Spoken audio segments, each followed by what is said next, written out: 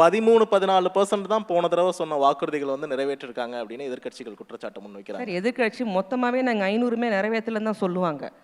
அவங்க வந்து ஒவ்வொரு கார்டுக்கும் மொபைல் ஃபோன் கொடுக்குறேன்னாங்க. வந்துச்சா உங்களுக்கு? எனக்கு ரேஷன் கார்டு இருக்குது, எனக்கு வரல. உங்களுக்கு வந்துச்சா? நீங்கள் தான் சொல்லணும். எனக்கு ரேஷன் கார்டு, மொபைல் கார்டு வரல, அம்மா பேரில் பேங்கிங் கார்டு வரல, சொன்ன பாலத்தை கட்டலை, இப்படி ஃப்ரீ வைஃபை எல்லா இடத்துலையும் அப்ராட் கண்ட்ரிஸ் மாதிரி ஃப்ரீ வைஃபை சொன்னாங்க. எனக்கு தெரிஞ்சு வீட்டை விட்டு வெளில வந்தால் எனக்கு எந்த ஒய்ஃபையும் வேலை செய்யலை.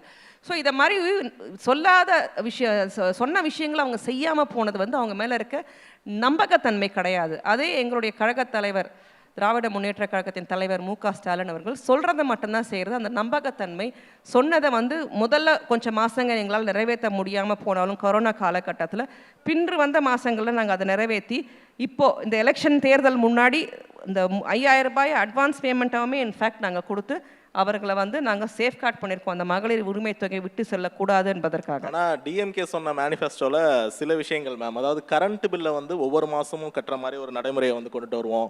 அப்புறம் எல்பிஜி சிலிண்டருக்கு வந்து 100 ரூபாய் வந்து கொடுப்போம். பெட்ரோலுக்கு வந்து 5 ரூபாய் வந்து குறைப்போம்னு சொல்லியிருந்தாங்க, 3 ரூபாய் தான் குறைச்சாங்க.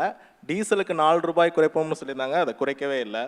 அடுத்தது முக்கியமாக வந்து நீட் எக்ஸாம்லேருந்து விலக்கு அப்படின்னு சொல்லியிருந்தாங்க, கல்வி கடன் ரத்துன்னு சொல்லியிருந்தாங்க.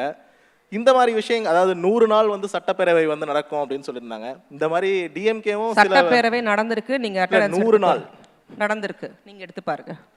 நாங்க நடத்தி இருக்கிறோம், டேட்டை எண்ணி எண்ணி நடத்தி இருக்கிறோம். 100 நாள் சட்டப்பேரவை நடந்திருக்கு, அது கரெக்டாக நடந்திருக்கு. மிச்ச விஷயங்கள் நீங்கள் எல்லாமே வந்து சொன்னது எல்லாமே வந்து சென்டர் இன்க்ளூட் பண்ணுற policies, whether it be the petrol ரைஸாக இருக்கட்டும், எல்பிஜி எங்களால் எந்த அளவுக்கு குறைக்க முடியுமோ எங்கள் சப்சிடியிலேருந்து அதை குறைச்சிருக்கோம். எல்பிஜி சிலிண்டர் நீங்கள் மோடியை தான் கேட்கணும், ட்ரம்ப்போட அவர் என்ன பேசினாருன்னு அவருக்கு மட்டும்தான் தெரியும்.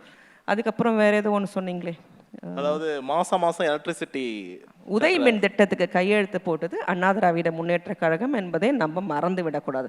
அவங்க என்ன டாரிஃபை நிர்ணயிச்சுட்டு அந்த சைன் போட்டு போனாங்களோ அதுலேருந்து வந்த வினை தான் இதோட காரணம். இல்லை மேம், மத்திய அரசுக்கிட்டேருந்து திட்டங்களை வாங்கி கொடுக்கறதுக்காக மக்கள் திமுகவை தேர்ந்தெடுக்கும் போது மத்திய அரசு தரமாட்டாங்க அப்படின்னு மீண்டும் மீண்டும் திமுக தரமாட்டேன்றாங்கன்னு சொல்கிறேன். இன்னைக்கும் நாங்கள் வாங்கி கொண்டு தான் இருக்கிறோம். பேசி பேசி ஜிஎஸ்டி மொத்தத்தையும் வாங்கணும்ல.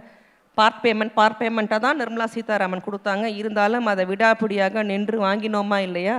சமக்ரா சிக்ஷா பாலிசியில் அவங்க ஃபண்டு கொடுக்கலன்றதுக்காக நாங்கள் மும்மொழி கொள்கையை ஏற்றுக்கல. நம்மளோட 2 லாங்குவேஜ் ஸ்டேட் பாலிசியில் தான் நம்மளோட எஜுகேஷன் இண்டஸ்ட்ரீஸ் அதிகமாக இருக்கின்ற காரணத்தினால அதில் ஸ்டிக் ஆன் பண்ணி வெளிநாடுகளுக்கு சென்று நாங்கள் வெளிநாட்டு முதலீட்டை கொண்டு வந்திருக்கிறோம்ல. அப்போவும் நம்ம எங்கள் ஸ்டேட்டை விட்டு கொடுக்கல. டபுள் டிஜிட் எக்கானமியை கொண்டு தானே வந்திருக்கார் சிஎம். ஸோ சென்டருக்கு ஃபைட் பண்ணணும். அந்த தரிமை எங்களுடைய கழக தலைவர் மு.க. ஸ்டாலினுக்கு மட்டும்தான் இருக்குது. நம்ம போய் காலில் விழக்கூடாது.